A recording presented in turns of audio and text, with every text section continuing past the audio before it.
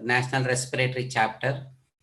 I just now got greetings from my president, Dr. Jagdish Chinnappa, with all the best and good wishes. He has been the main backbone and source of inspiration for all of us to carry forward. So with his consent and permission, I'm proceeding with the proceedings of today.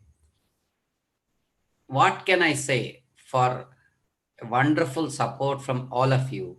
For the first webinar, Respinar, we had close to 1,500 participants registrations, and this time we have the registrations crossing 800 at 8:45 as per the latest news I got, and we can see pouring in of people logging in, and therefore thank you all. This gives a lot of energy for the chapter and for the members of the chapter and for those who have been the past members, past office bearers of the chapter, past presidents of the chapter, and we have the founder of the chapter here.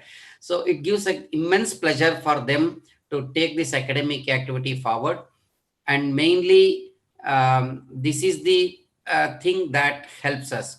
So for those of them who have technical issues, I have sent a helpline. Himadri, can you repeat the helpline, or can you just type it in the chat box? They can call anyone from the helpline if they have any issues of logging in or audibility, etc., they can contact you. Okay. So with these opening remarks, I'll share my presentation for today.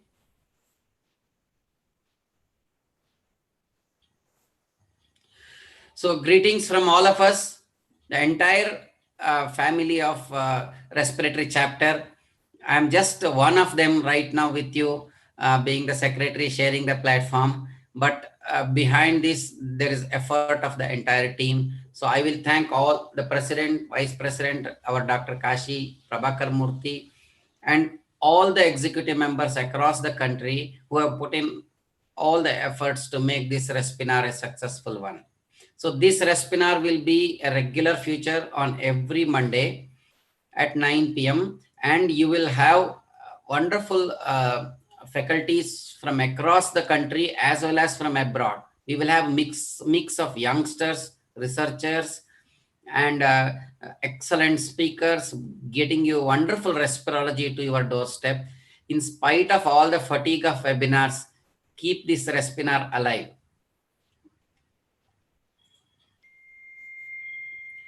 This is your baby, not our dream. You have to nurture it. We have just sown the seeds. It is for you to take it forward. And the way you bless us with the kinds of messages that you are sending to us, the kind of support that you are giving to us, makes us filled with lot of joy and energy to do more and more for the academics, and that would be possible. And I will tell you, a sixer is appreciated in a stadium only if there are people to watch. Otherwise it's just called as a practice session. And therefore, my dear friends, entire credit goes to all of you. I don't think there was any other subspecialty chapter with these many numbers that could just gather momentum for Respinar. And thank you very much for your interest. Please keep continuing and showing us the same kind of support. For some of those who have just newly logged in, I want to just give you one liner. We had Respinar 1 inaugurated by our president, Dr. Jagdish Chinnappa, and we had the courtesy of Professor Andrew Bush, who is father of respirology, and I would say world #1 authority, the senior most professor, editor of journal Thorax, and you know, he is one of the editors of Bible of Respiratory, Pediatric Pulmonology book, Kendig's Disorders of Respiratory Tract in Children. And with him, I had my lifetime opportunity to share my thoughts on first webinar last Monday. And there were more than 1,532 registrations. And as I could see, there were around 800 to 900 people who logged in and watched. And today, we have the Indian counterpart and our Mera Bharat, a pulmonologist, Dr. H. Parmesh, moderating this session, and we had no other choice but to have him with us because he is the founder, president of IAP Respiratory Chapter, and he is seeing the dream that it is reaching these kinds of uh, expansion and support from his youngsters whom he has nurtured and taken care of. And at 6 p.m. I had close to 700 registrations, and just at 15 to 20 minutes back when I inquired, the registrations crossed around 800. And this is a massive crowd, and we are very happy. And we will tell you that we will share all the video recordings for you. Don't worry, don't have to message to us. We will have the phone numbers of all of you. We will reach out. We will devise some mechanism by which we can reach out to you. Only bear with my repeated WhatsApp messages which I may be sending to you. So please bear with us so that we will never know who has received and who has not received. Even though you have acknowledged, again I may send a repeat message, so bear with me for a minute or two. We will thank ClearNet for giving us the technical support uh, for dissemination of the knowledge, and all the office bearers from ClearNet. Thank you very much for making this dream successful. This is the agenda for today. We will have 1 or 2 minutes of opening remarks by sir. Then I will be giving a talk. If possible, I have tried to give a crisp and a small and a complete message on under 5 wheezing. And then we will have unlimited question and answers. Please ask anything, any idiotic thing on earth. Please do not hesitate to ask. And that's the source for us to take the question and answers forward. And this will close and conclude today's session on under 5 wheezing. And therefore, we will proceed for other topics in respirology from next. So with this, I will hand it over to Dr. Parmesh for his opening remarks, and then again I will come for my presentation. And thank you very much. Sir, over to you for a couple of remarks to just enable me to start. Sure. I think my brothers and sisters of Indian Academy of Pediatric Respiratory Chapter, my friend and speaker, Subarna, we affectionately call him. And with your permission, I would like to dedicate this today's event to the people who saved our border in the Ladakh, and also the COVID warriors and the teachers who frame the future generation. For these three categories of people, we dedicate this talk today from you, with permission. Of course, wheezing is a very, very common phenomenon all over the world. Having known this fact, the Lancet had a special section on Spotlight. In the year 2017, they contacted 8 people globally, I'm one of them, to give the opinion about the global wheeze in preschool children. What are our opinion? These are all the things published in the Lancet 2017. It's a global phenomenon, as a matter of fact. It has been attributed to air pollution. There are various data is available. So knowing when the child comes with a wheezing, they always arises a question, is it an asthma or not? What is going to happen to these children in future? How do you manage it? To give the medication or not? Yes or no? These are all the issues were taken. And to talk about these issues, we have with us none other than Professor Subramania. We affectionately call him Subarna. Please forgive me calling him affectionately. And he is the Secretary General of Indian Academy of Pediatric Respiratory Chapter, national level. And it was his efforts initiated the Monday program. And I am very proud and happy to say my friend Andrew Bush gave a talk, and my friend Jagdish Chinnappa moderated it. I like to mention one thing about Jagdish Chinnappa. He was my secretary when I was a national president. I was the founder member and second national president. We were the best chapter award in Asian Congress Pediatrics in New Delhi National Conference. I always remember those issues. Now, our Subarna is known for its innovative ways of presenting any talks. And he's very enthusiastic various things, as a matter of fact. And when he give a talk, not only with the data, with little humor always will be there, with the beautiful, attractive pictures in between, and keeping the audience on their toes. Having mentioned all these things, let's hear what he has to say. Then we'll interact. What we know, we'll let interact. And this topic would be the solutions under 5 wheezing in children, an Indian perspective. Subarna, over to you. Sir, thank you very much, sir. In fact, for the viewers, please remember that it is sir who came to my house in a small hometown, had one masala dosa and then told me, Subarna, you should join pulmonology. Sir, I am your baby, and now still seeking your blessings. And we will, as sir has rightly said, we will dedicate this to all the warriors, COVID warriors, our border warriors, and to all the children and all of you. And with these words, I will share my presentation. So this is the agenda today, and I am thankful to our Dr. H. Paramesh, who is here to answer all your questions. I will tell you, he's one of the best international experts that you can have on under 5 wheezing, and he's one of the or I would say only Indian who could make the way through in the international arena of respirology, and perhaps one of the best pulmonologists that we can ever dream of. And he's a CV I can't read, it will run into pages. Once I made that effort and it was very difficult for me. So he's there in all the platforms of respirology. Sir, thank you very much for blessing us with this occasion. So let's go to today's talk. Last time we had a lot of questions being asked on under 5 wheezing in children. And we were glad that Professor Bush, in fact, answered all the questions. And today we will see there were a lot of messages on WhatsApp to me. Sir, we wanted to hear something in a nutshell.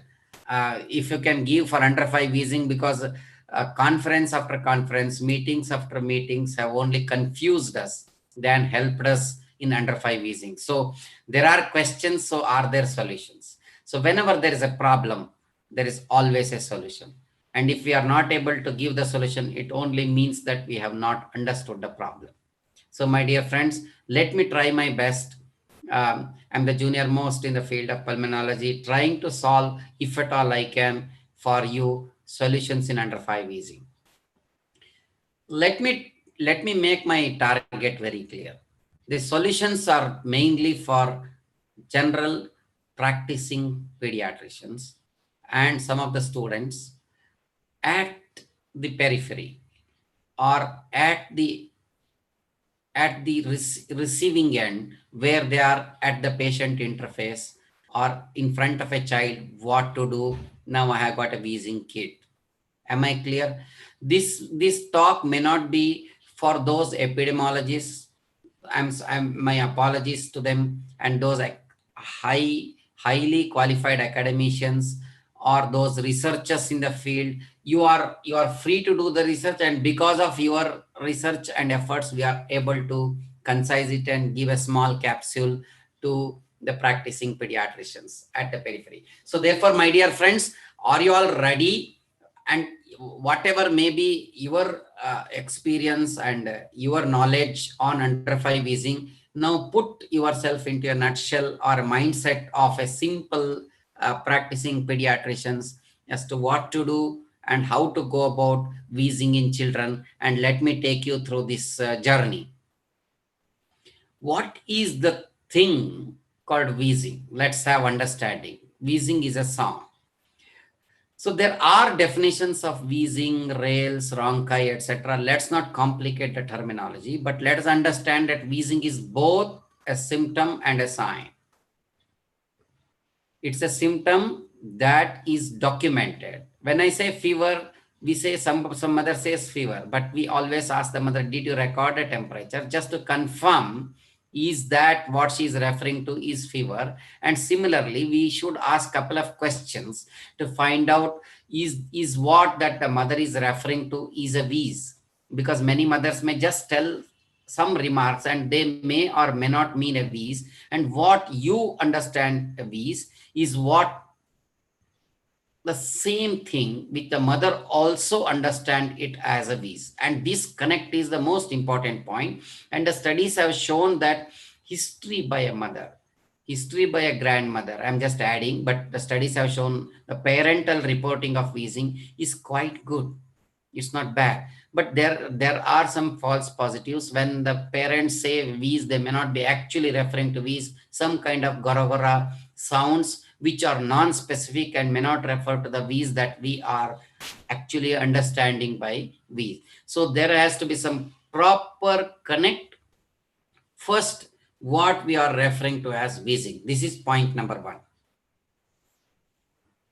Now, the next question that you need to ask when you are with a patient or with a child is the wheezing acute, recurrent, or persistent? Please, this is most important and this is most difficult.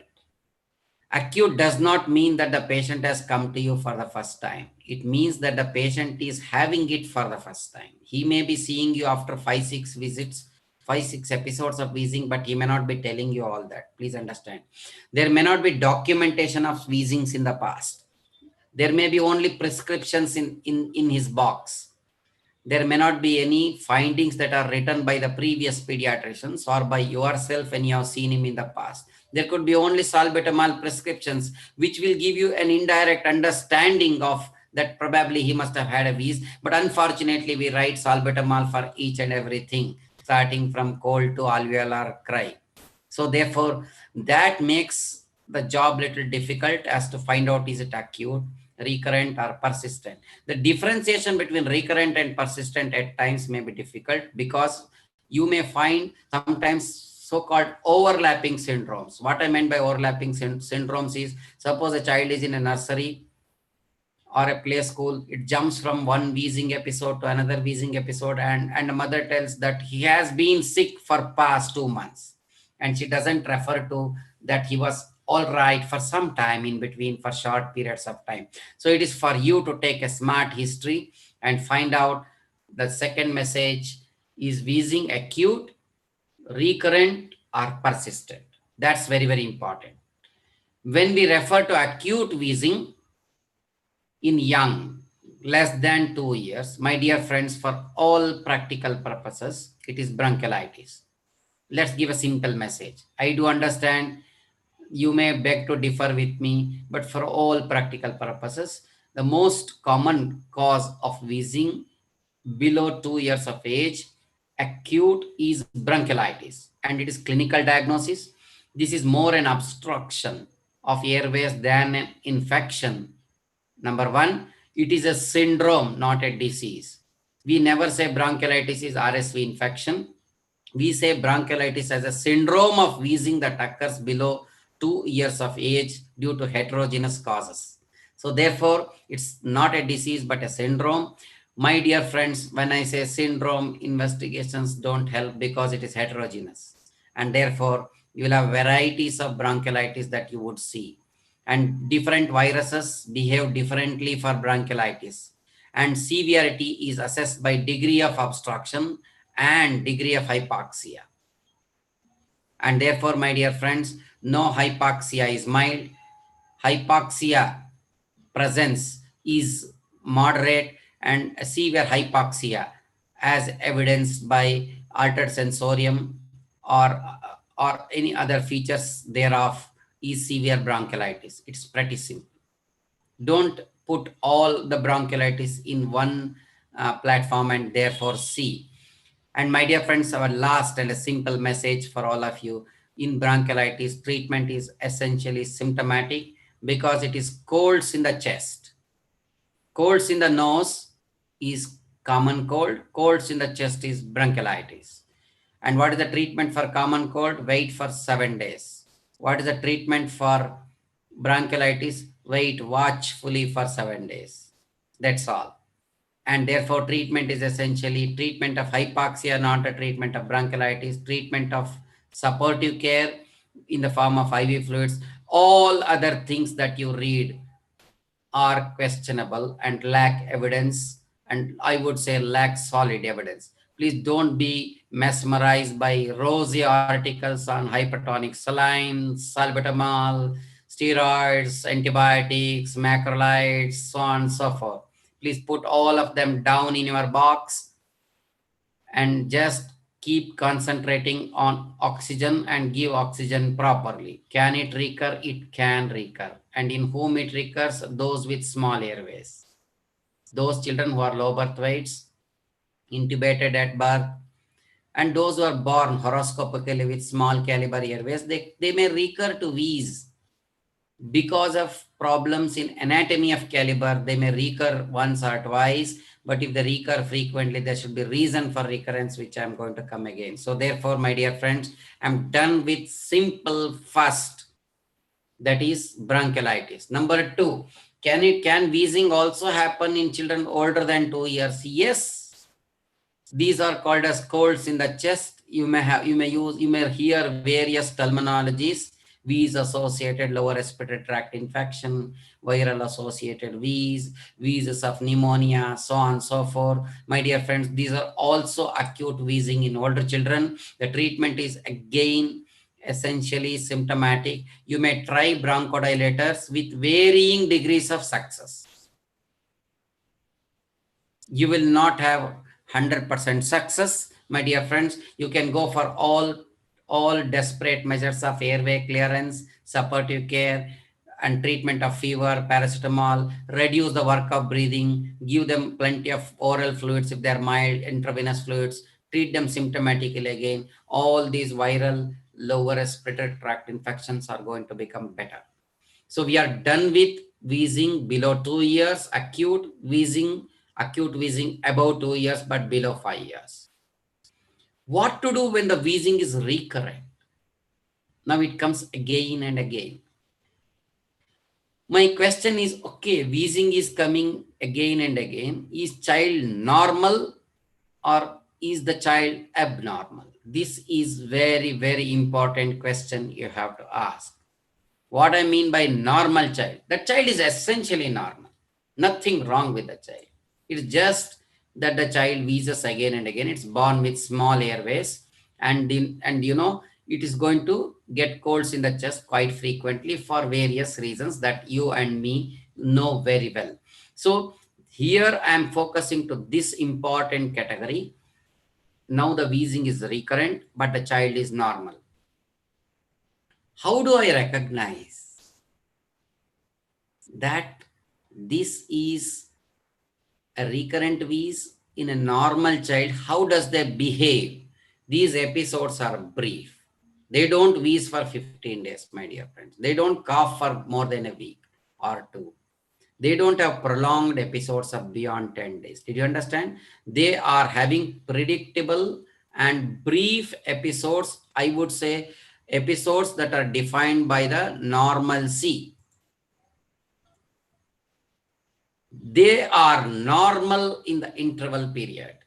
They're recurrently wheeze. The child is pretty normal and they're fantastic in the interval period. Please ask this question: how your child is doing in the interval period.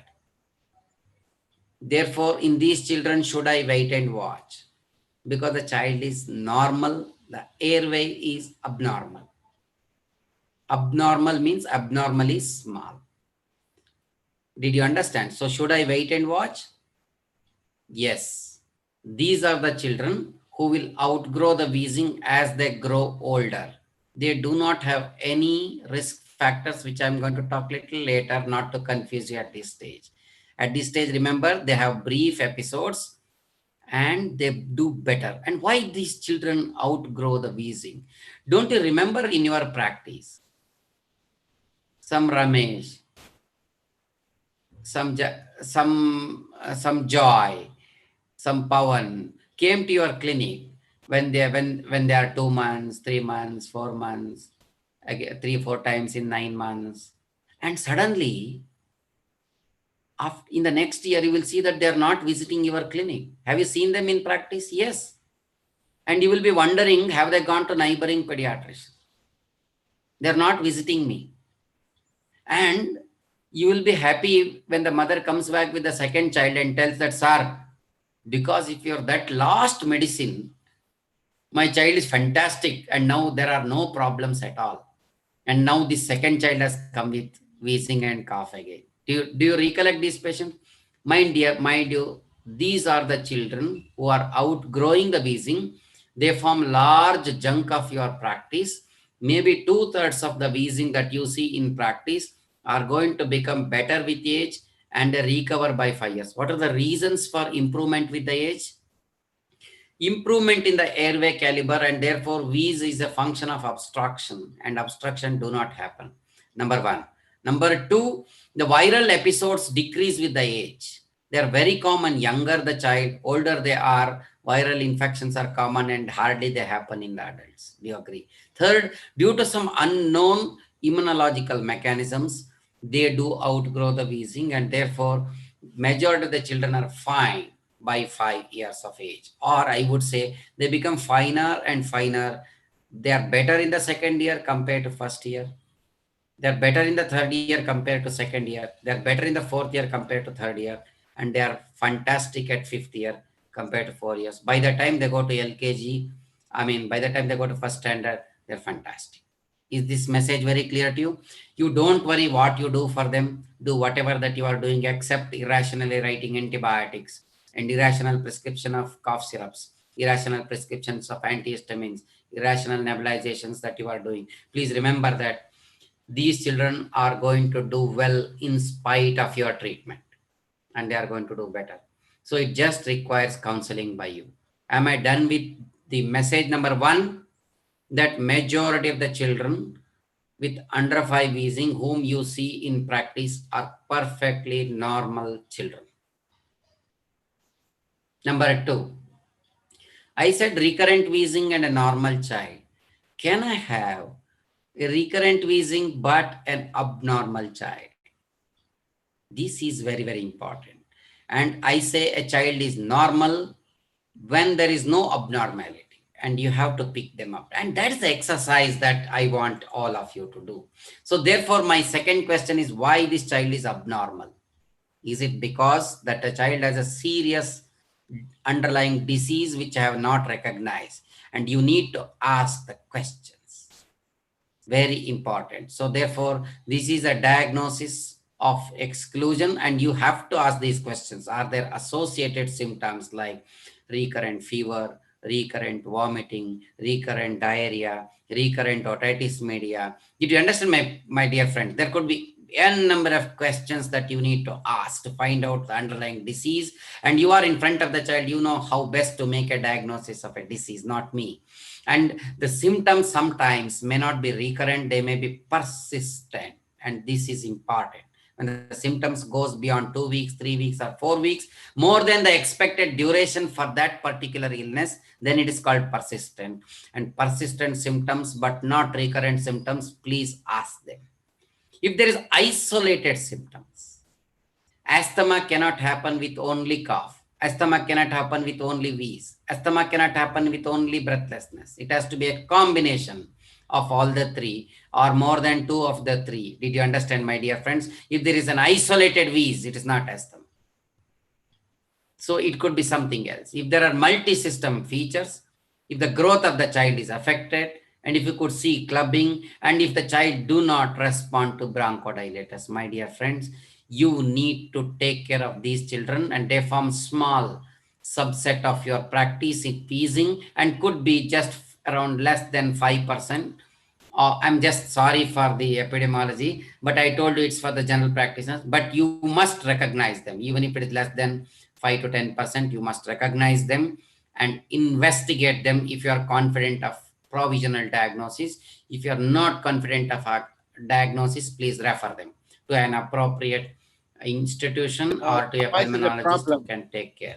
And this is very, very clear. And this is very, very important to me. So the message number two, we do have recurrent wheezing with abnormal children and you need to evaluate them or you need to refer them. This is a very simple second message. I will go to the third one.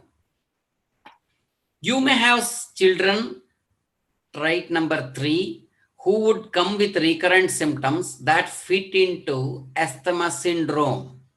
I won't say disease right now. They fit into asthma syndrome and they may or may not have asthma.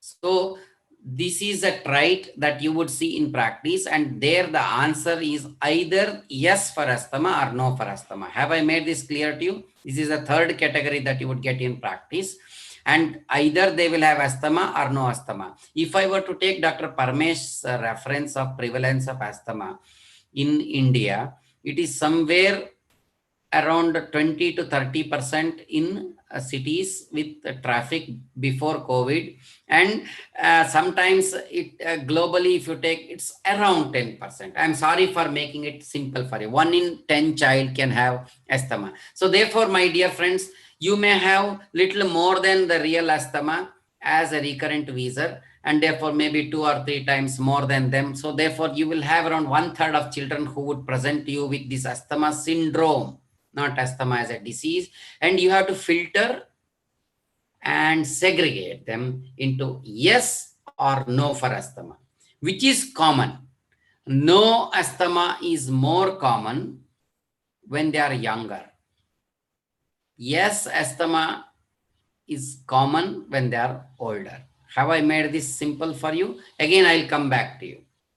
So therefore, when you see asthma syndrome in under 5 wheezing, you have to get an answer to yes or no for asthma.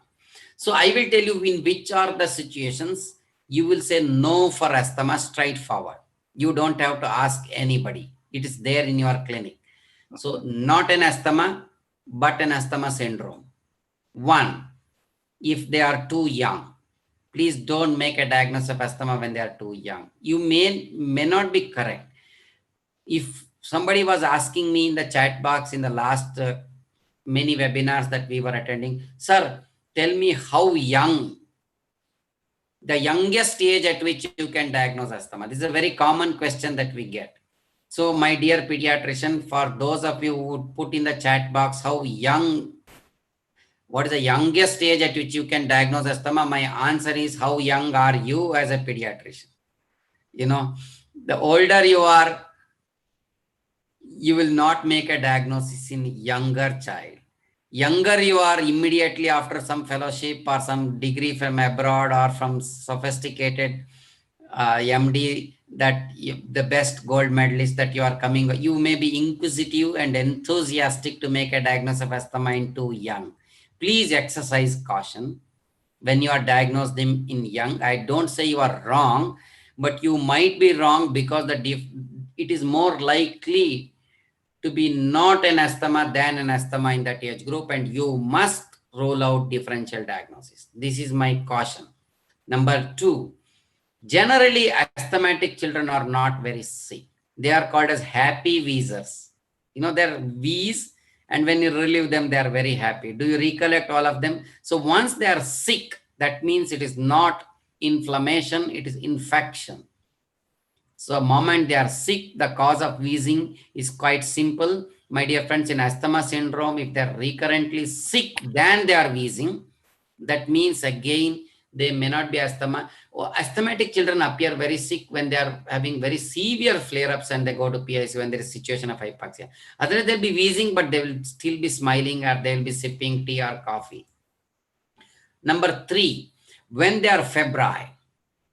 My dear friends, asthma is not a disease of infection generally, and therefore they are afebrile.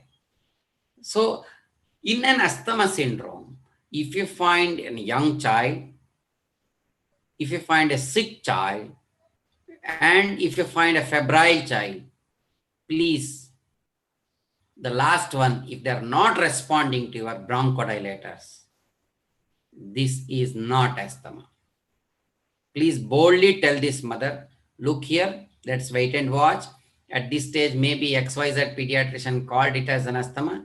Thank you, ma. I'll respect his words, But at this stage, to me, it appears it is not an asthma, and be bold in telling them that this particular try may not be an asthma. If it is asthma, we will know over time. Don't worry, they'll come to you. Once you say no asthma, and suppose you have erred, they'll come back to you in the 3rd year, 4th year, 5th year. They'll come back to you and tell you, look here, my child is continuing to be wheezing in spite of your advice that it is not asthma, sir. What may be the reason, isn't it? So message number 3, all that wheezes in young, in sick, in febrile children is not asthma. And in all that wheezes but do not respond to bronchodilators is not asthma. Am I done with this? Not an asthma. In asthma syndromes, pretty clear to all of you. Okay, I'll go to the next one. But then, sir, is asthma a diagnosis of exclusion? Exclude the age, exclude the sick, exclude the febrile children, and therefore you make a diagnosis of asthma. Is there no positive points for diagnosis of asthma? It's possible. It's possible. How? You look for clinical evidences of airway inflammation and obstruction. Sir, airway obstruction and at my table in my clinic, how can I diagnose? You know, you have this triad of symptoms: the cough, wheeze, and breathlessness, my dear friends. Cough is a sign of airway inflammation. Cough is a sign of airway involvement. Recurrent cough is a sign of airway inflammation, and recurrence is because of the episodic nature, but the inflammation is chronic. The obstruction is because of inflammation, and there could be a trait of patients who are born with horoscope, they're destined to be obstructive airways, and they do wheeze, and they can also get asthma. My dear friends, did you understand? So without going to the complexities of subjects who are going to be asthmatics, please clinically get the evidence of airway inflammation and obstruction. And how I am going to get it? Please identify those children in whom asthma is likely in the following situations. 1, they should have recurrent symptoms. Why the symptoms are recurring is because not the asthma is recurring. It is that the episodic nature, triggered nature, and therefore the episodes are recurring. Did you understand? They're episodic. That means there is an episode and there is an interval between the episode. How do you identify the episode? I can't identify the episode. Episode is identified by the interval between the episodes. You must be a smart clinician to elicit the history that the child is well in between the episodes, and that only will tell you the demarcation of the episode. They are triggered. What I meant by triggered: somebody gets exposed today evening, 3 days later he gets wheezing. This is not asthma. This could be an upper respiratory problem getting evolved into lower respiratory tract problem. Did you understand, my dear friend? A mother A says to me at 4 o'clock, sir, he had cough, and 4:30 I came to you, and 5 o'clock you nebulized me, 6 o'clock he is back to homework. This is trigger. Somebody, mother says, sir, Tuesday he was not well. Wednesday I tried some syrups at home, and Thursday I came to you, he's having fast breathing. This is either bronchiolitis or wheeze associated lower respiratory tract infection, my dear friends. Somebody says, sir, on Tuesday he was having colds. Thursday I tried some syrups at home. Thursday you are not available. Friday I came to you, now he's having fever and fast breathing. This is pneumonia for you. I will tell you, don't go for just presence of symptoms. Please ask for the evolution of symptoms, how the symptoms have evolved over time. That will differentiate bronchiolitis, pneumonia, or a trigger of asthma for you, my dear friends.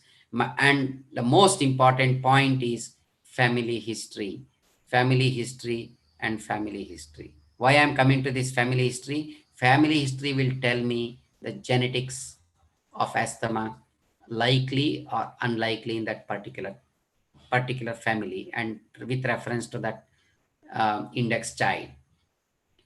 Relief by bronchodilators or steroids is one of the best parameter that, at least if you ask me, sir, personally, you tell me some tip for diagnosing under 5 wheezing.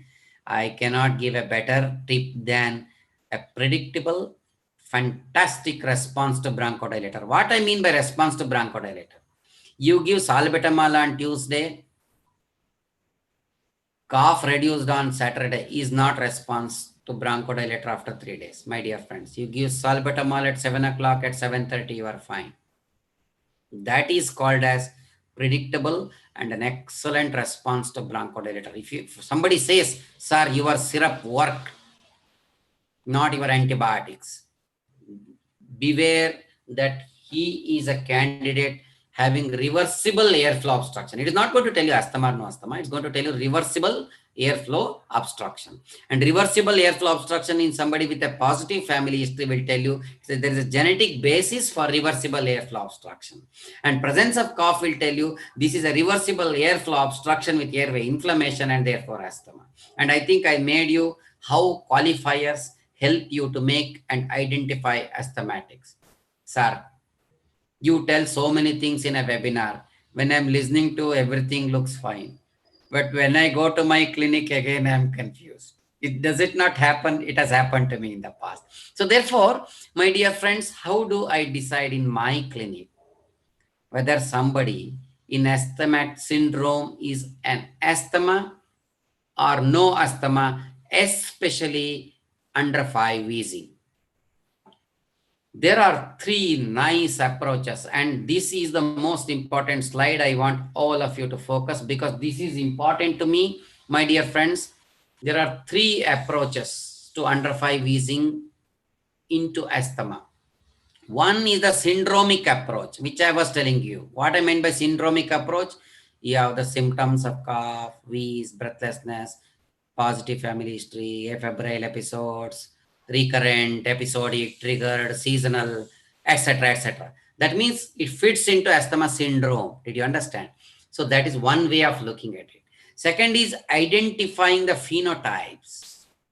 And I will tell you, you forget, unlearn all the teachings on phenotypes.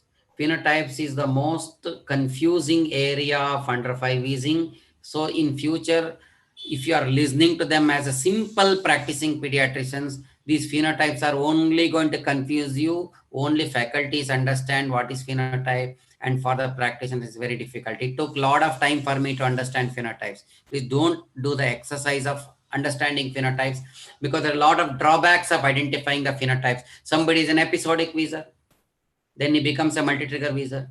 Again, at 5 years, he becomes an episodic wheezer, and then he is no longer a wheezer. What does that mean? It is just like somebody acting villain role, hero role, this role, that role. I'll tell you, it's called as phenotype, and the types keep changing. Therefore, my dear friends, stop learning, stop reading. This could be a simple, blunt message, but an inevitable message from me personally. Please don't take it as a recommendation, because people continue to teach you the slides on phenotypes. Stop learning phenotypes. Do not identify the phenotypes. Sir, why? That's because just a couple of years back, Gina realized that there were more classifications than the types of wheezing. Did you understand? I'll give example of epilepsies for you. If you go to one neurologist, he will tell you tack, tack, tack epilepsy. If you go to the second neurologist, he will tell you taka tak epilepsy. Third neurologist will tell you taka taka epilepsy. Fourth one will tell you takan takan epilepsy. Did you understand? There could be a neurologist who will tell you that this is non-epileptic epilepsy. My dear friends, how many types of lymphomas you have read? Lymphocytic lymphoma, non-Hodgkin's, Hodgkin's. You know, did you understand my point? Let us forget all the classifications. It's not required. So, sir, how to identify an asthma? Asthma is a lifestyle disease, like acute coronary syndrome or a stroke. Did you understand, my dear friends? Or a diabetes, for that matter. How do you diagnose? It is by probability approach. So we say you are at risk of cardiovascular disease. You are at risk of diabetes. Similarly, we say you are at risk of asthma. In under 5 wheezing, you don't have to worry. You have to just identify who is at risk of asthma, who is not at risk of asthma. That's all. You can forget all the slides and remember this strong message. So you have to identify only two categories: children at risk of asthma, children who are not at risk of asthma. My dear friends, this is called as risk-based probability approach. And therefore, my dear friends, should I use phenotypic approach? It's very confusing. At the end of classifying the phenotypes, the treatment is same. They say either you give bronchodilators and if required, you give steroids. To tell that why you have to classify the phenotypes. Risk-based probability approach is the most important approach adapted by GINA guidelines. And GINA is one of the best sources for us in showing the path and direction in which we should think for asthma or no asthma in under 5 wheezing, my dear friends. Risk-based probability approach is the best approach, and I'm going to tell you what we mean by risk-based approach. If your child is atopic, you are at risk of asthma. Why? Because you have the genetics. Risk number one. If you have parental history of asthma, more in the mother than in the father, or more risk if both parents are asthmatics. Did you understand, my dear friends? If there is a strong family history of either an asthma or an atopy, you are at risk, because all that we are looking is there a genetic susceptibility? If you have genetic susceptibility, my dear friends, that means you are looking for high probability of asthma. So I'm repeating for you: high probability of asthma, high probability of asthma. The next one.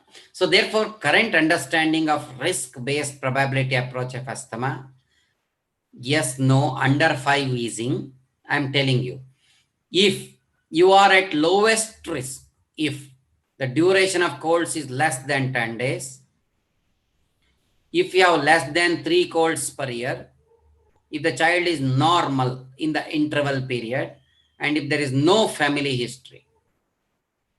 Are you seeing these children quite often in the practice? You are labeling them as URTI, and daily you are seeing them. These are all large chunk of your children, your practice. They are at low risk of asthma. In contrast to them, who are the ones at high risk of asthma in under 5 wheezing? In those who have prolonged colds of more than 10 days. And why the colds are prolonged is because there is a background inflammation in them, and therefore the colds are prolonged. Otherwise, the colds would have stopped by 10 days. More colds per year. That is because the colds get triggered by virus. Child may be symptomatic between the episode. That is because the chronic progressive inflammation is going on, and there is a positive genetics in the form of family history or atopy. Let's say you have a high-risk child under 5 wheezing. Sir, is high risk under 5 wheezing equivalent to asthma? No. No, please. You have to wait and watch, and you have 3 answers to them. A child with high risk, yes, it is asthmatic. Still, it may not be asthma, but just that the parents have, and the child was little symptomatic, and at 5 years they become all right. Did you understand, my dear friends?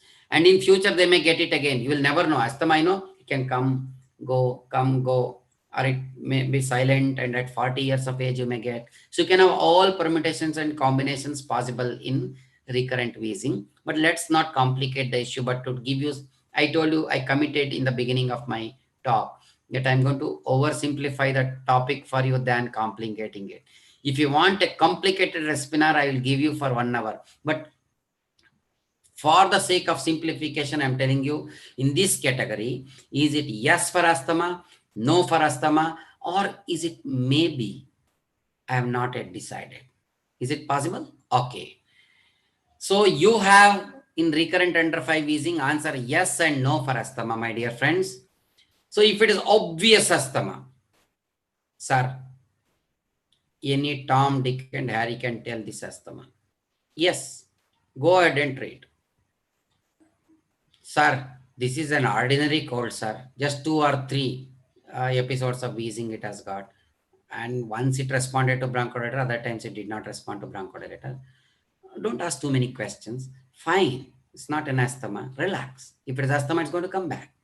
Did you understand my point? So those of them whom you find low risk category, it's not an asthma.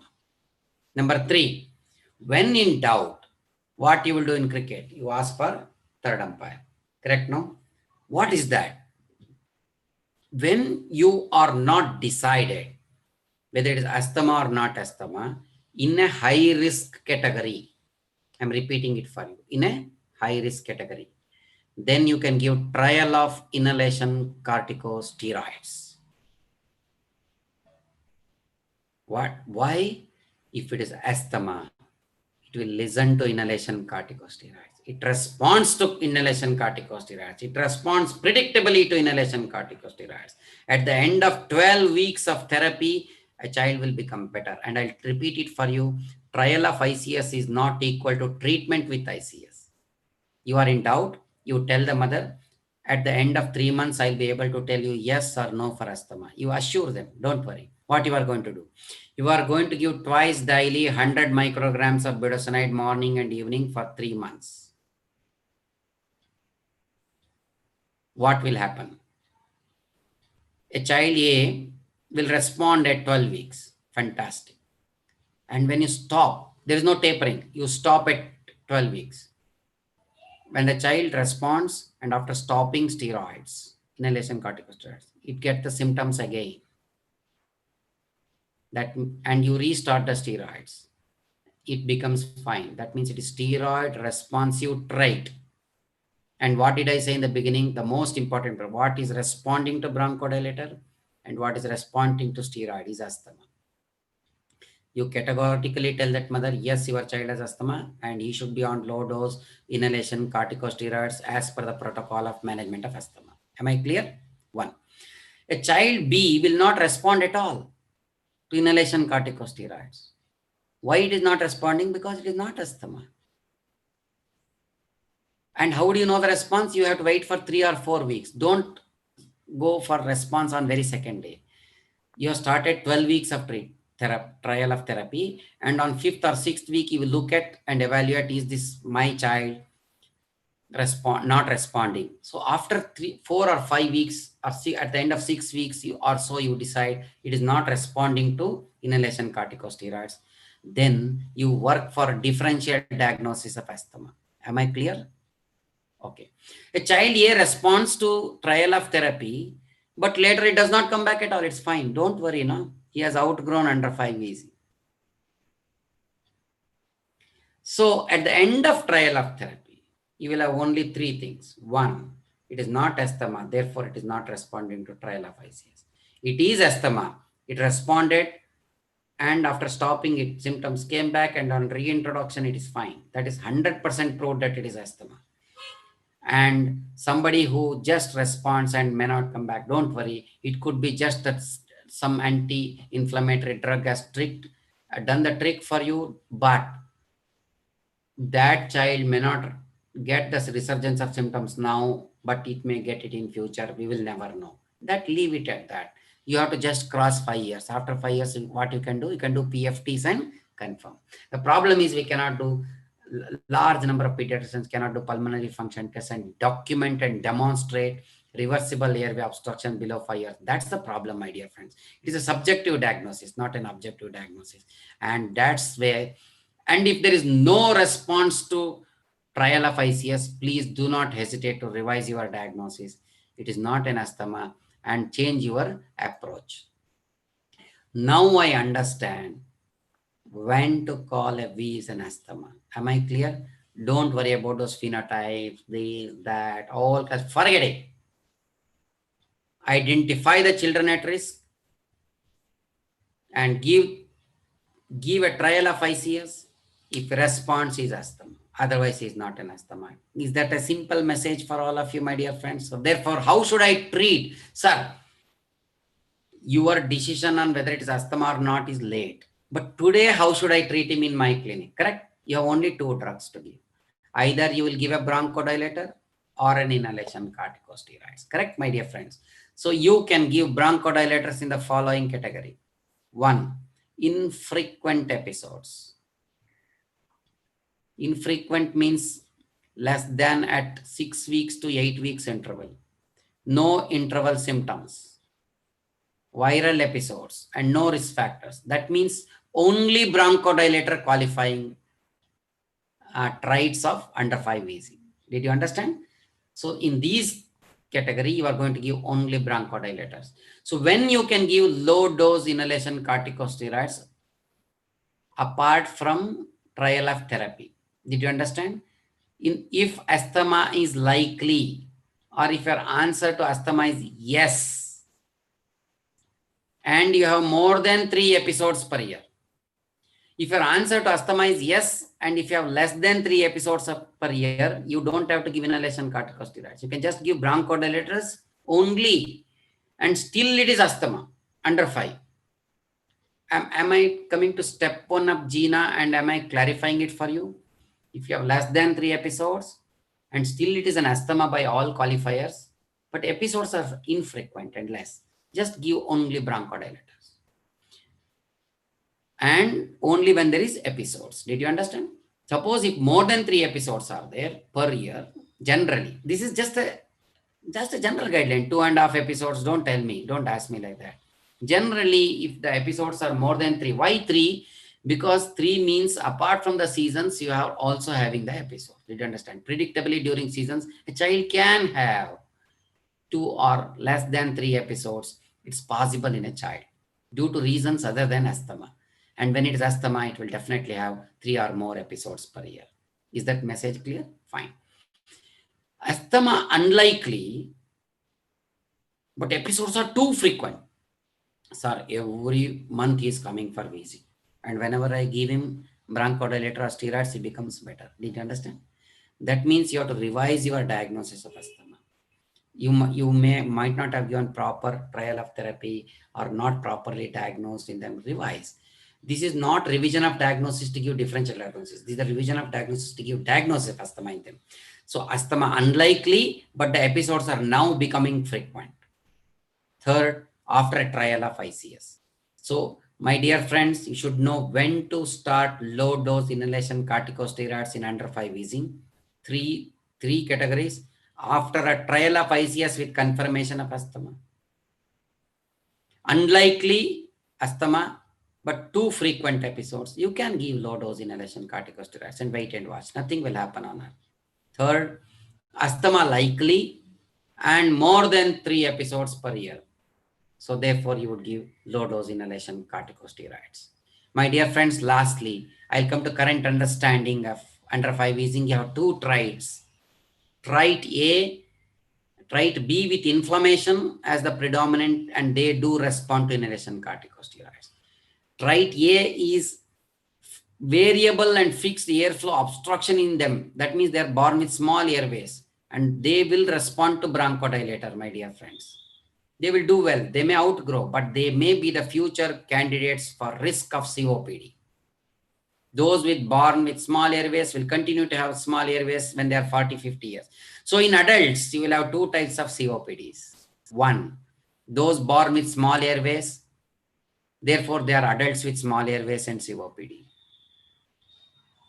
Those born with normal airways, in whom you did not recognize and treat asthma properly, and therefore they had chronic progressive airway inflammation, and therefore airway caliber reduction, and this is trait 2 of COPD in adults. So if you are a COPD pediatrician, please look at yourself. Are you a small airway child, or you are an uncontrolled inflammation child, and therefore you are now the candidate of COPD in adults? So this is all that I have to gather my understanding of GINA guidelines for you, and whatever I have told you falls in line with GINA guidelines, my dear friends.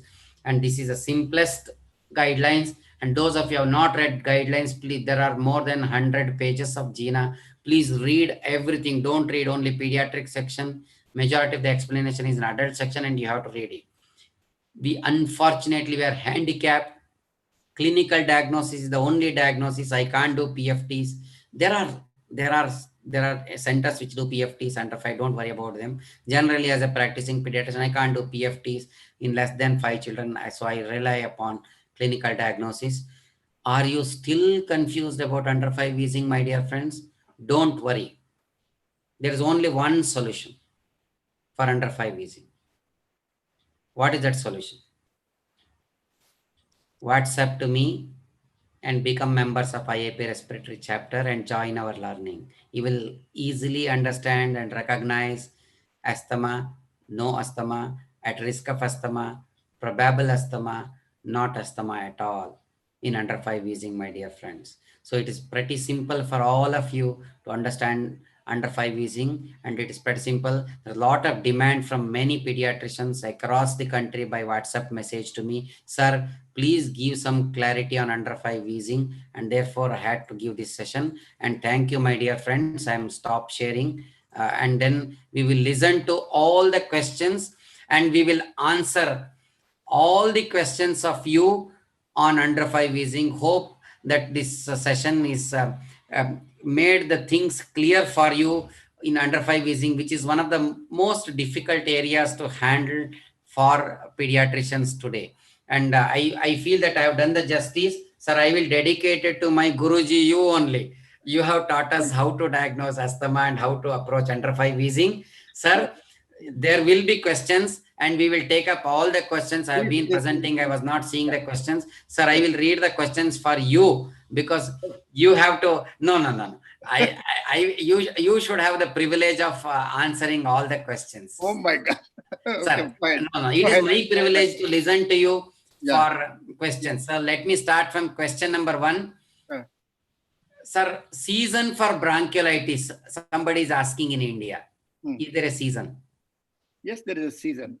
I think our own study in Bangalore shows nearly 65% of the respiratory problem come from June end up till October. The second season will be coming there in the month of November, December, these 2 seasons. Yes.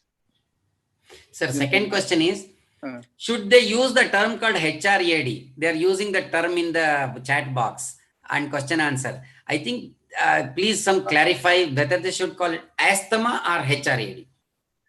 Well, as a matter of fact, if you have not called asthma yet, but when you have a cold, it takes about 21 days for the airway. If you have a cough, 21 days to come back to normal level.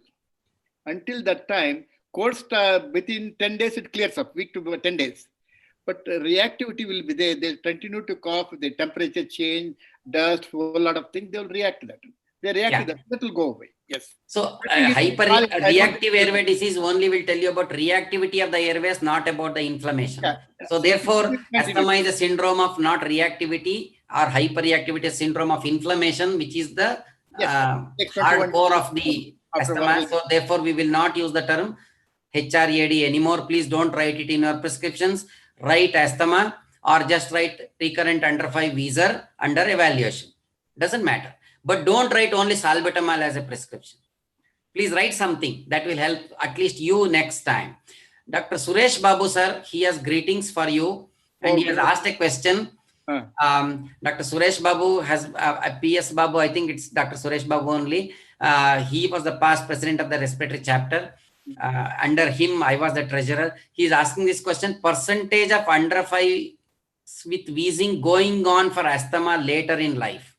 Okay, that's a good question as a matter of fact. I think we see up till 18 years, well, then we'll forget about it, what happened to those people. Okay.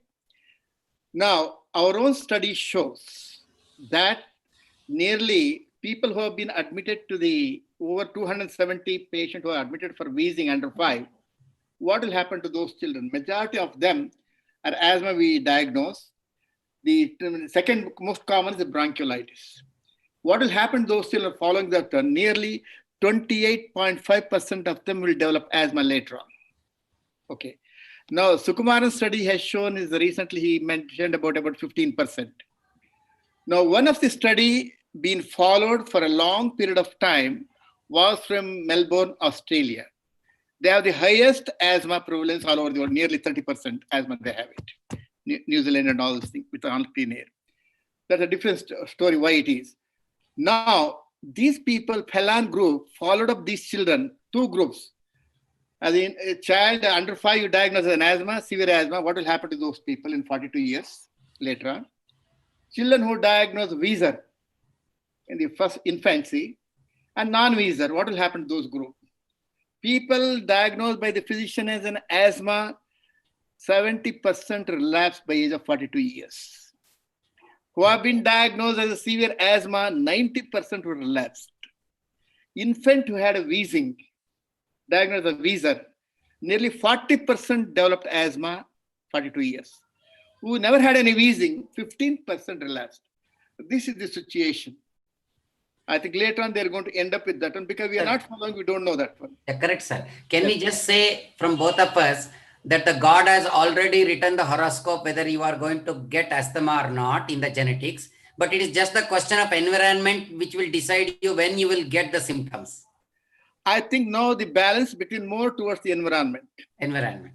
As a matter of fact, you also mentioned last time about the one of the factor you mentioned about the fixed airway obstruction. In that context, I have to do this one. There are studies to say that 2.5 micron, the wheezing has become more all over the world, mainly because why? Because when the suspended particle 2.5 micron increases from 35 micron to 53 micron, there is nearly 4.5 to 5-fold increase in the wheezing.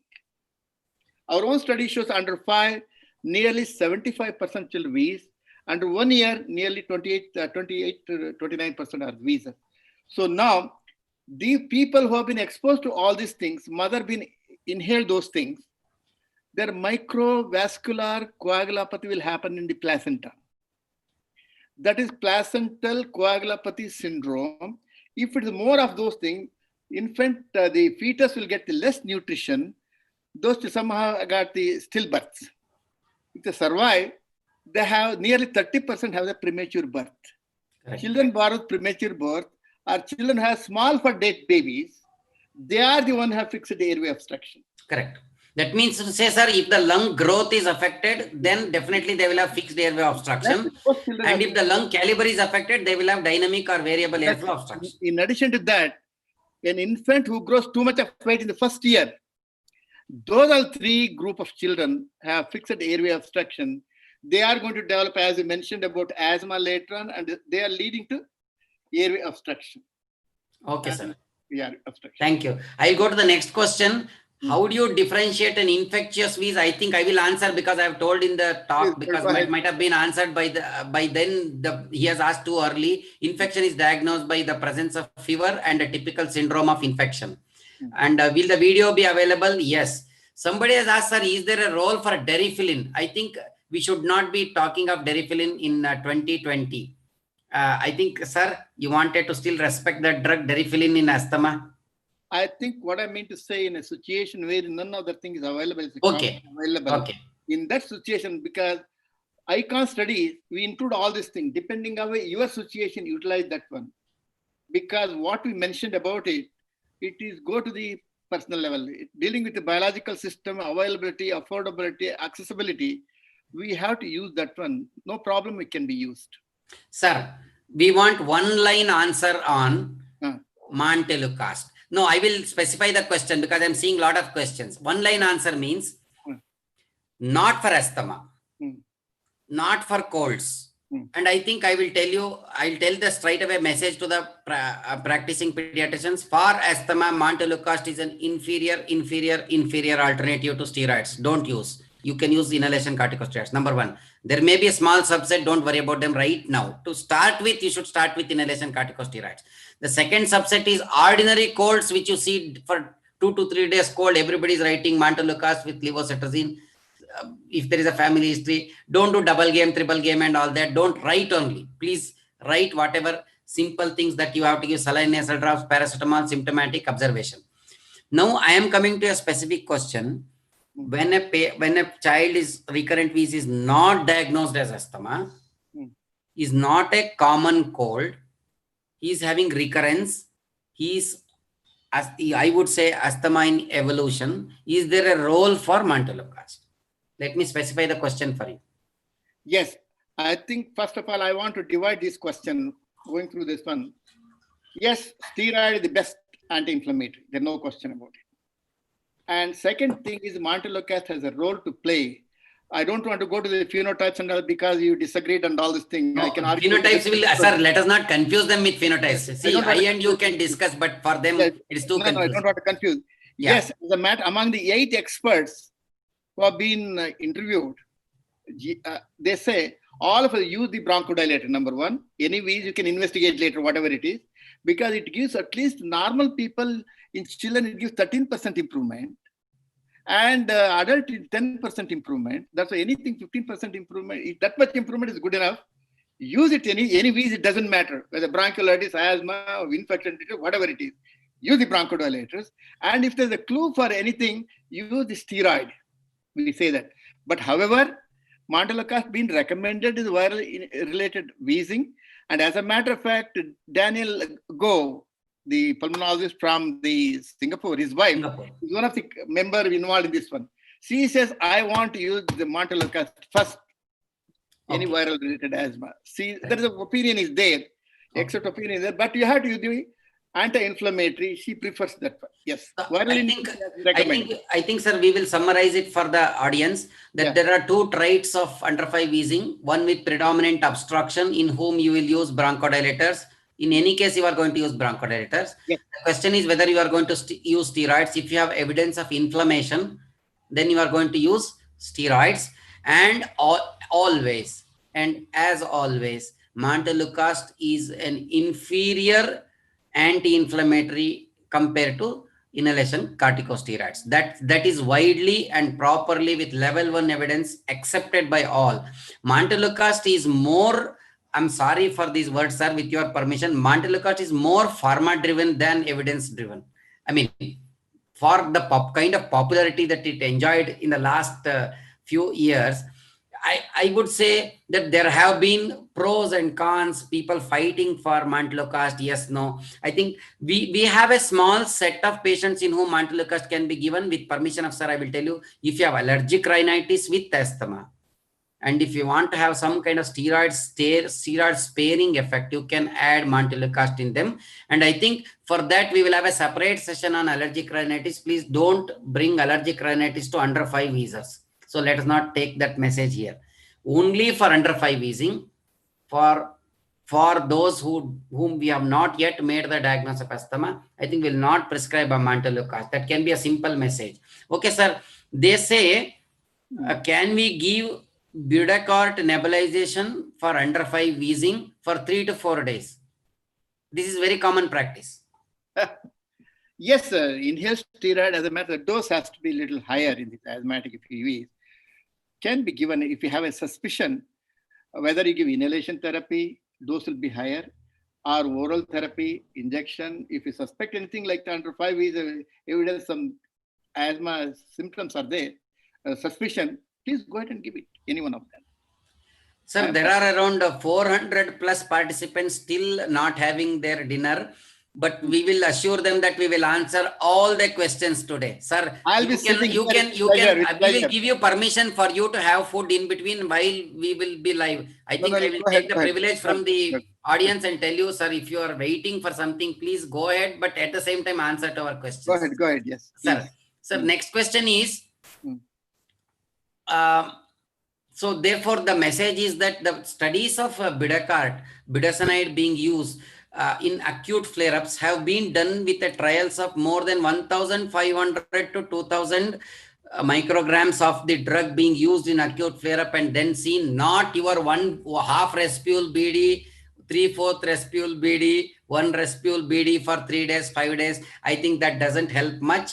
Please understand. But if it has helped, retrospectively, it could be an asthmatic airway inflammation that responds. Remember, my dear friends, eosinophilic inflammation responds to steroids. Neutrophilic inflammation do not respond to steroids that well as much as an eosinophilic inflammation responds. And how to identify eosinophilic inflammation? Either by the evidence of eosinophilia or the predictable nature of the eosinophilic inflammation, how it behaves, triggered, seasonal, exposures, etc. Or by knowing the type of trait of the parents with risk factors. Those with atopy are likely to have a kind of eosinophilic inflammation. I do understand from allergy chapter, they will tell eosinophilic, non-eosinophilic, etc. Let me not go into controversies, but a general message for the pediatricians, sir. I'm oversimplifying. Eosinophilic inflammation do respond to steroids. I think that can be a simplest message that we can give, avoiding all the controversies. Okay, I'll go to the next one, sir. Kindly send your contact number WhatsApp. So I think I've shared my WhatsApp number. I'm repeating it for you, 94482079993. I'm going to share it again at the end of the session. Please be on the line. Sir, nebulization, Dr. Rakesh Bhatia is asking nebulization in times of COVID, to do or not to do, sir, for you. I think nebulization we should avoid, to take care for the people who have been giving. They're more exposed. If there is a evidence of some hidden viral infections, COVID, they might get it. As a matter of fact, indoor air pollution in the hospital is much worse. Many doctors don't know about it. The respiratory therapists are the most suffering people, nurses, doctors, intensive care who are working, because if they have viral infection, they come later and found out corona, these will spread all over. Naturally, you get more of those exposure, the droplets infections and some small particles you inhale, you develop more of that. I think we should avoid nebulization.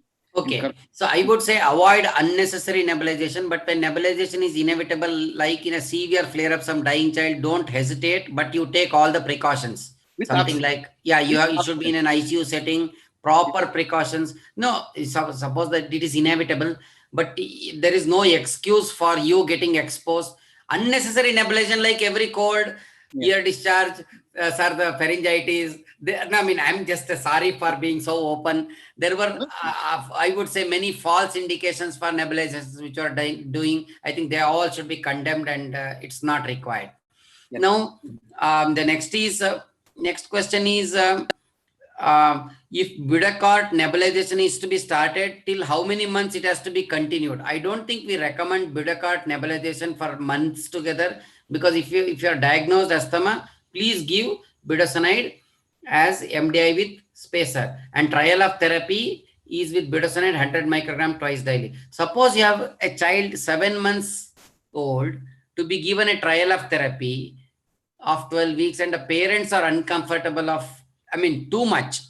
I'm talking of before COVID era, then you may try nebulization, but we don't recommend it.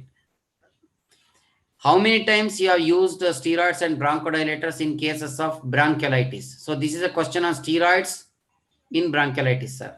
One answer. I think I would say that if you are admitted patients, I think we have used steroid, short course of oral steroids.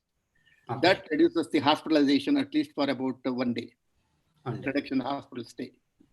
So the level of evidence for steroids and others is not that good for bronchiolitis. Yes. So role of steroid in viral associated V's, I think I will answer this, sir. I will take the difficult questions for you. Role of steroids in viral associated V's is variable, and role of bronchodilator in viral associated V's is variable, not predictable. This is the correct answer from me. Variable response to bronchodilator, variable response to steroids. Because once there is an inflammation, there is everything. There is eosinophil, neutrophil, basophil, monophil, this phil, that phil, every phil will come. So therefore, there will be some kind of response, but not a very good predictable response in other disease. How do you diagnose asthma? I think we have answered it. Because some of the questions we have answered in our presentations. Can we use bronchodilators in V's associated lower respiratory tract infections? We have answered. Yes. Please, those traits, please use. Is salbutamol or levosalbutamol, sir? This question. Anything is good enough. Anything is good enough. I will tell you, when you use salbutamol, the levo part of it works. And when you use levosalbutamol, it works 100%. Yes. See, it's like whether to use right hand or left hand or both hands. You use hands. So therefore, don't worry. Levo is the left hand and salbutamol is both the hands. So therefore, you can use, but when you use levosalbutamol, it is more expensive with less dose.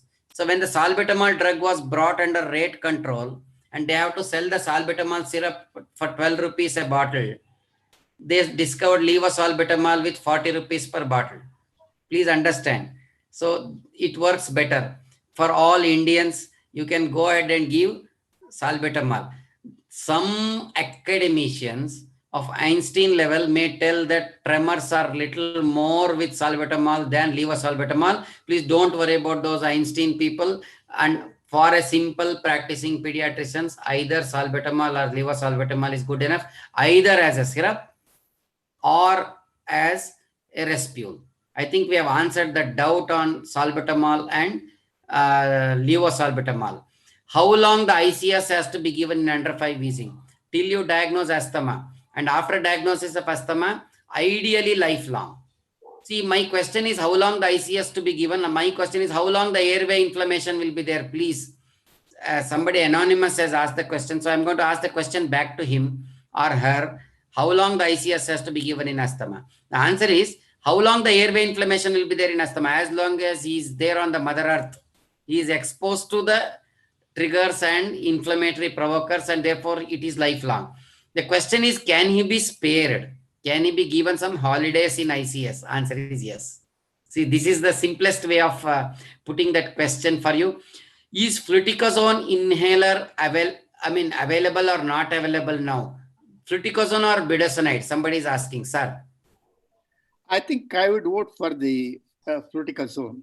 Fluticasone. Because if you look at the bioavailability, and especially if you take the inhaler and the nasal spray, whatever you use, I think nearly 11 to 15% of the adverse reaction is there budesonide, but fluticasone is only 0.5%. Because of that fact, bioavailability. Sir, I think as I can understand you, fluticasone is a better molecule as far as pharmacokinetics and pharmacodynamics are concerned than budesonide. Yes. But in clinical practice, if we are using either fluticasone or budesonide, don't feel guilty. All are fine. Use any steroid, but use a steroid. Controlling the inflammation with steroid is important than which steroid you use. So it is like, is masala dosa better or plain dosa is better? But you should be filled and full. So that's important than which dosa you would choose. So that's a small tricky question. And I think I will come to the next question. Should a bronchodilator be oral or inhaled, sir?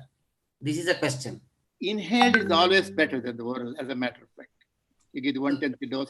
Children tend to spit or vomit after oral bronchodilator because even esophageal sphincter could some extent relax and they don't like the bitter syrups. Inhaled is better, but the first time user, poor socioeconomic background, village, somebody from far off village who cannot understand on a first episode, maybe a syrup or a tablet would do. Please give it.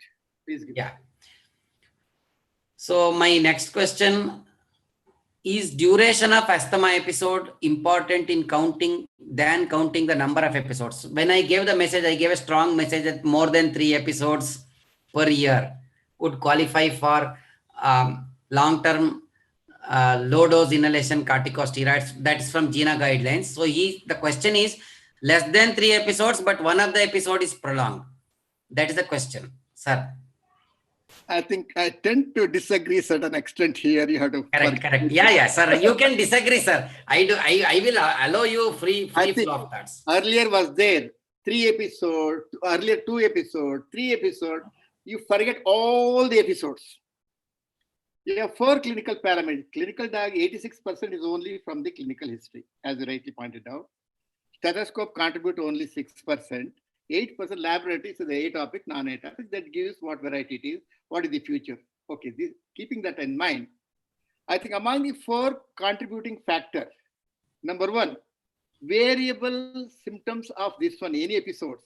Number 1, chronic cough, more than 2 weeks, and wheeze, and chest tightness, and retraction, all these things, any one of these 4 symptoms, you have variable symptoms, you are getting more often. Not this, and also you have to prove, second thing, you have to prove reversible airway obstruction. Under 5, you cannot do lung function, it's difficult. But however, I like to add here, even less than 2 years also we can do this one. 2 important clinical parameters, how the child is sick or not. One is a child who is sick, don't have a social smile with the mother, wheezing. Number 2, a child who got severe wheezing, anything else, they don't take to feed. They don't like to feed. When you give the nebulization, those children will give the nebulization. After 15 minutes, you just watch the child in the mother's lap. He starts smiling at the mother. So clinically, you document that there is a reversible airway obstruction. And if there is a family history, other parameter you said, risk factor, you treat them like an asthma. Even younger child, I would treat like an asthma. The earlier number, everything has given up now, olden days. Okay. Given up, they're given only reverse. These are all the multiple, 4 symptoms you have, rule of 4, variable symptoms of these things. Also, reversible airway obstruction is the one. The children who don't have a questionable, they have to use the steroid. Nobody going to use the steroids for 12 weeks anymore. It has come down to one month now. Correct. Doubtful situation. So in this situation, I like to diagnose the first, even a child with 6 months, we can diagnose asthma. But I do which is going to be atopic, non-atopic. I'll do IG, total IG level, where we disagree to a certain extent in this context, only after 9 months of age. If it is atopic, it is coming from the family tree. It helps in this way. Look here, a child is born with a family tree in this one. He's going to suffer a little longer. He needs steroids because eosinophilic 1 inflammation. He needs at least inhalation therapy up to 3 months. In a certain situation, lifelong. And it's the highest risk factor for the persistence. And environmental control is strongly recommended in them. So, then people agree for that. Okay. So this would help in diagnosing whether atopic, non-atopic, do the total IG level. So for the benefit of the viewers, what Dr. Parmesh is telling is pretty simple. What he's trying to tell you is that, is there asthma? Can I do risk stratification for asthma by knowing the trait, as well as by doing some of the investigations like IG, etc. By doing all these tests, you are going to understand the host better and the host response much more better. Okay, the next question is how to differentiate between bronchiolitis and wheeze-associated lower respiratory tract infection. It is only cut off of the age. That's all. So that's all. That there's nothing. How to differentiate between bronchiolitis and first episode of asthma. The response to bronchodilator will tell you that he is at risk of asthma or not risk of asthma. Bronchiolitis generally don't recur, but asthma, if they recur, then there is a potential chances that the child could be asthma. Sir, somebody wants to know the difference between asthmatic cough and normal cough. And I think this is a popular demand from all the pediatricians. Sir, please demonstrate and show us one normal cough and one asthmatic cough. Normal cough is the upper airway.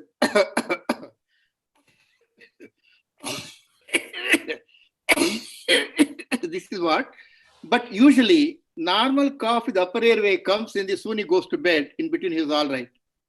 Unless he had the gastroesophageal reflex, it's quite common, it's very unusual disease. You cough in the midnight.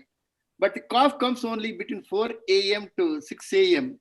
That's where the early morning time, your secretions of we keep the windpipes open, the steroids and adrenaline is much less. The airway caliber 10% less, they cough more at that time. And children cough more at that time. When they laugh, they cry. When they shout, they cry. When they run, they cry. Those are all the one cough from the asthma. That's how we differentiate. Yeah. There was a question which is for me, sir. I will take that and answer it. What is the difference between asthma and asthma syndrome? Please understand, I have not coined a new term called asthma syndrome. Asthma itself is a syndrome. Please, syndrome, it's not syndrome of variable types of symptoms and signs. But what did I do in my talk was to simplify. Asthma syndrome will include both yes and no of asthma in under 5 EC. That means those with asthma, those without asthma, but apparently appear like asthma till you differentiate. So I would say asthma syndrome is the father and asthma is the child of the asthma syndrome. So in an asthma syndrome, you will have yes and no of asthma. That's all. It is not it's not a too much an academic classification. I would say we have yes and no for asthma because both appear alike and they may mislead you in case of sir. Even though I have answered this question, still people are asking what is the youngest age at which we can label asthma. I think this has been a question which they have already typed and kept and they're just copying and pasting. Sir, your answer. Yeah, one of the member of the 68 global expert, only pediatric asthma 68 expert, we worked on that one. It was really 2012, it published in the 2012 in IACI.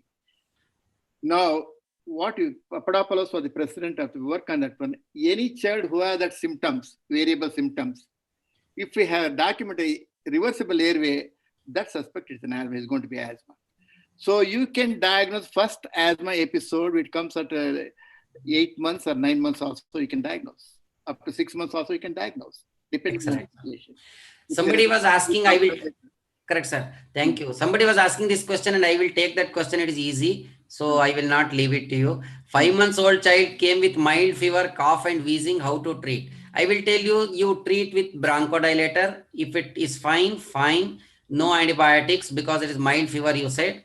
And less than 5 months would make it typical bronchiolitis syndrome. If they respond to bronchodilator, continue. Otherwise, don't continue. Did you understand? So pretty simple. Treatment answer to that question is symptomatic treatment, but with lot of advice to the mother as to when she should bring back the child, because if the child continues to have distress, it may require more supportive care in the form of oxygen and IV fluids. So the next question is TH1 and TH2 Wheezer. I think, sir, we will reserve this question because to explain TH1 and TH2 at 10:36 p.m. is very difficult for us. No, sir. So I think we will take this, we will have an exclusive session on allergy. And at that time, we will answer all these questions. So role of pheno in under 5 Wheezers, it is done abroad, not very popular in Indian context. Montelukast is not Magilukast. That's the answer. Role of probiotics in management of asthma. Somebody has pushed Montelukast. Now they're trying to push probiotics as well. And I think, please let me reserve this question until and unless you will have a solid evidence to write probiotics. Please wait and watch. Don't get, what should I say, stimulated by 1 or 2 articles that you read. Until and unless it comes to level 1 evidence, I think you can wait for some time. Let those high-end academicians write some probiotics. You don't have to cut, copy, paste. Can you do without probiotics? Answer is yes. Why you want to maneuver the immune system so early with so many things? I think you can wait. Okay, triotropium in children, at what age? I think it's about 12 years. Fine, sir. Any other answer you have? No, it has come down a little lower age. Now above 6 years? 12 years. Yes. Yeah, as young as 6 years. It was for 12 years and above. Now I think, every drug, when it started, it will start in adults. Then will be evidence will be there for little younger children. You remember, initially we used to say we use only in adults, then antihypertensives. They were all used in adults. Now we have started using them in children. It's like that. So it is going to come. Sir, is there something called cough variant asthma? Dr. Bush answered it, sir, for you. Cough variant asthma, only cough. I think we have cough variant asthma, cough variant allergic rhinitis in the same way. I think allergy chapter have been considered this one. Cough variant asthma has come back again. Earlier it was there. We end up a little bit. It again come back. Cough variant asthma, cough variant allergic rhinitis. Cough has become a major contributing factor because 8% chronic cough more than 2 weeks has gone up to from 8% to 22% now. And the most earlier it was a lower airway allergy, most common cause. Now the upper airway allergy becoming more and more for the air pollution and all these things. So the cough, the asthma presenting as a cough, allergic presenting as a cough has come there. We call it as a cough variant asthma, cough variant allergy. It is existent. We have to differentiate. Okay. So the treatment essentially is bronchodilators. That's all. Well, cough variant asthma, yes, bronchodilators. That's all. Yeah, fine. So that the message is simple. So when you have cough and you give bronchodilator and you are happy, that's all. So my next question is, sir, this is a question which says that are the beta-2 agonists effective in younger infants? And I will take this question and answer it. Younger they have less smooth muscles. Older they have more smooth muscles, and majority of the beta-2 receptors are present in the smooth muscles and less in the other parts of the airways. So youngest infant, maybe if you're asking 3 or 4 months baby or a newborn, may not respond that well to bronchodilator as much as a 5-year-old will do. But doesn't it respond at all? It will respond. And Dr. Parmesh has told me this answer in the past. Around 11 to 13% of children will have normal reactivity And if you give in a normal person beta 2 agonist and repeat the lung functions, there will be in 10% of the individuals, there will be some improvement in their FEV1. So therefore, there could be some benefit which is non-specific, not related to beta 2 receptor distribution. It is too much for us, but if it responds, go ahead, otherwise don't go ahead. I think that's the simplest answer, because we cannot predict which child will respond, which child will not respond. If the youngest kid responds, go ahead, otherwise don't go ahead. I think we have answered immunotherapy. All those questions, I think we'll reserve it for allergy session, which we'll do exclusively. Impedance oscillometry question has been asked. I think I will reserve that question, because this is a question for, I think, Dr. Sonia, but you can WhatsApp to me. I will send you everything about impedance oscillometry in under 5 wheezing children, how to do, what to do, etc. Those questions I'm taking, which are relevant to all 300 participants who are watching. So do under 5 V's patients have more viral load than older children and adults? It's not a viral load, my dear friends. It is that the prevalence of viral infections are more common in them. It's not a load. I think because of the COVID, people are worried about loads, and I think lesser the immune response, more will be the load. Sir, you wanted to give a comment. As I rightly point, nearly 40% of the wheezing come from the viral infections in children. Okay. Sir, the next question is, what are the symptoms of neutrophilic asthma? So I will answer this question, sir. Suppose somebody wants to diagnose neutrophilic asthma, it means that this is an asthma which do not respond to steroids, number one. Number two, if you want to clinically diagnose, it is quite difficult. You have to do some tests, but we will not worry about them. But at least for the person who has asked, I can do justice by answering and telling him, if you have obesity and asthma, the inflammation could be neutrophilic than eosinophilic.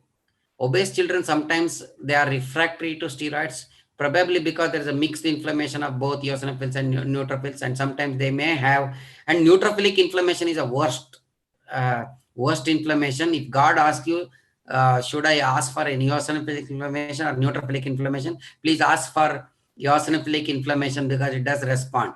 Neutrophilic is the worst thing. When you get neutrophilic inflammation, the reversible airway obstruction may go for irreversible obstruction. Correct, no, sir? Lot of remodeling and things like airway remodeling will happen. Can I give injectable steroids in severe asthma? You can give injectable, oral, whatever. But you don't worry about it. And which age you can use MDI with spacer? Can I just give an kind of a surprise thing? MDI with spacer can be used from antenatal period till death. You can use anywhere. You can use in a fetus to death. So I'm just oversimplifying. Don't ask when you can use. It is how you use. That's very, very important. So role of Deolin in under 5 wheezing. Please tell this, because a lot of practitioners, this is a practitioner oriented question. Deolin. Well, when a flare-up comes, an asthmatic, he comes to the emergency department. Earlier, Gina also says use the bronchodilator beta 2 agonist for three times, 20 minutes apart. If they don't respond, then you add it. So a child comes with a severe shortness of breath, hypoxia and all these things, why do you have to wait that long? Correct. You start immediately. So that's what allergic guideline, we recommend those things, as it is discussed in the 2017 in IACI conference. Debate was there. All the consensus opinion, don't wait for a child waiting for almost 1 hour whether they respond or not. If the 2 times they don't respond, then add it, start immediately. So we start immediately, we recommend immediately to start giving it. Okay, sir. Role of adrenaline nebulization. Somebody has asked role of adrenaline nebulization in preschool visits. My answer is adrenaline is non-specific, because salbutamol is part of adrenaline. Adrenaline is both alpha and beta. So, and there are multiple advantages of adrenaline, but adrenaline acts in all parts of the airways, whereas salbutamol acts on beta 2 receptors only. At least currently, I don't think you should use adrenaline, but if in your place there is nothing else other than adrenaline available, okay, fine, you can go ahead with adrenaline. That's the answer for us. But nowadays, salbutamol is available in all smallest village also. It's possible for you to procure salbutamol and keep. So there are There are lots and lots of questions. I have committed by telling unlimited questions, sir. And I think what I will do, role of codeine in cough syrup, sir, one line, because somebody wants to really know. I think in asthmatic and allergic disease, it enhances the wheezing. Codeine should never be used. And it has been banned in children less than 12 years in United States. So that's that I will go to the viewer, chat box and see if lot of people have appreciated, sir, your answers. So I can see. You put it such a simple way, it made my work easier. Sir, monophonic and polyphonic wheeze, one line answer from you. Monophonic wheeze, always think of some abnormalities. Polyphonic is mostly asthma related. Yes. So I think polyphonic wheeze, I will show it for you, and monophonic wheeze. Monophonic is a single frequency kind of thing. Polyphonic means kind of thing. So you will have the wheeze coming from multiple variable airflow. So that means that localization is in multiple ways. I have just skipped all the questions on allergy for the simplicity, because allergy itself is a big chapter. So role of azithromycin in under 5 wheezer. I think nearly 24.5% of the wheezer of my study and the nearly 24% of the Dr. Cabra studies in Allen Institute says wheezing come from the bacterial infection from this season. Any pneumonia, because without any X-ray findings, come from the mycoplasma. In those type of situation, if you have a little doubt, dry cough, anything like that, this can be used, macrolides can be used. I think I heard from Dr. Bush in the last talk as well. The message is that do not use azithromycin in every wheezer. That's point number 1. Do not use azithromycin in mild to moderate wheezing, because you can get away by just giving bronchodilators. In those of wheezers, under 5 wheezers who are very sick, tend to get into ICU or tend to have severe episodes, or I would say you are helpless and you have good evidence or documentation of a suspicion of something that the bronchodilator may or may not work. In such situations, you can consider azithromycin, because we should not increase macrolide resistance in the community, because azithromycin is a wonderful drug for many indications. I think we should avoid antibiotic abuse. Can you take both combination of bronchodilator and inhalation steroids? Sir, this is a question. Is combination better? I think a combination, that's what we have been using it now. Any child more than 5 years, flare-up comes there, please use both the steroids and the bronchodilator, long-acting bronchodilators. It has come now, not the 5 years, after 5 years. Okay, there is next question on vitamin D and asthma. I think I will answer this, sir, with your permission. If somebody is having pre-existing vitamin D insufficiency, you correct vitamin D in them, lot of immunological corrections do happen and it is proved. But trying to treat asthma with vitamin D prescription than with inhalation corticosteroids is highly not advisable. Number 1. Number 2, vitamin D need not be a co-prescription along with inhalation corticosteroids. So my humble appeal to all of you, please don't co-prescribe vitamin D, don't co-prescribe probiotics just for the sake of writing something more from the pen. Please write inhalation corticosteroids, because I will tell you what happens to the parents is they are not serious about inhalers. They'll be serious about your vitamin D or your probiotics and tend to think that that oral drug will do more magic than inhalers. When you give inhalation corticosteroids, my dear friends, stay on inhalation corticosteroids. Stay focused. Be strong in your message. This is all that is required. This is the simplest thing that I can give, rather than confusing them with 1.5 pages of prescription. Please don't write, too many things. So therefore, I would say, sir, somebody has asked, what is brittle asthma? Brittle asthma is, even with the steroid, anything like that, they get the flare-ups more often, not getting responded. Yeah. Yes. So there is one question, does adenotonsillectomy or adenoidectomy helps in recurrent under 5 wheezing? Yes, in adults, but not in children. Sir, I have answered that question. Okay, fine. So I think just for want of time, I have taken some of the questions. So we have answered all the questions. Suppose if there are questions which are not answered, my dear friends, it is 11 o'clock and I don't know, even now more than 300 people are still live. Sir, we should thank this audience. And do you all like Respinars? I think you like Respinars. We will answer all the questions in upcoming Respinars as well. Will this tempt us to do 1 or 2 sessions more on drugs and devices in asthma? I think we will take up, because there are a lot of questions on drugs. I'm seeing a lot of questions on drugs and lot of questions on devices are pending. So somewhere down the line, I think we will have a session on drugs and devices in asthma from IAP respiratory chapter. My dear friends, can we thank our father of respirology, Dr. H. Parmesh, for being with us in spite of all the constraints and the age factor, for staying with us till 11 o'clock. And I can see the enthusiasm of audience for staying for so long. I am going to again show my WhatsApp number, because a lot of people are asking my WhatsApp number. So therefore, I'm sharing it for them only. And you can WhatsApp to me your feedbacks, but stay with us. And this is my number. Please save and join, and you can give your feedbacks, and I will send you the future Respinar messages. Next Monday at 9 p.m. we will all meet you again with mouth-watering discussions from various academicians across the country and across the globe. So next time probably I will try to get somebody from abroad, and who would be speaking on interesting topics in pulmonology, and we will have some kind of a nice combination of a bronchodilator with steroid, sir, of the faculty in a synergetic form. And sir, we need your blessings for the chapter, and that will take a long way. And last request is all of you, please become members of IAP respiratory chapter.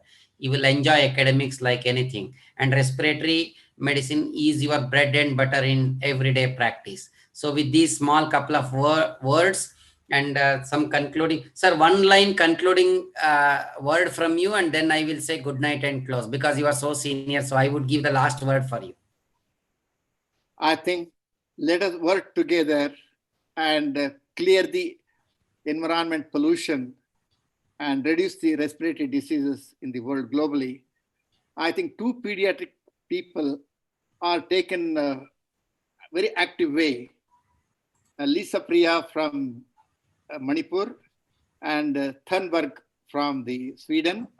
We support them all along, so that what are the cause for the pollution, we reduce it.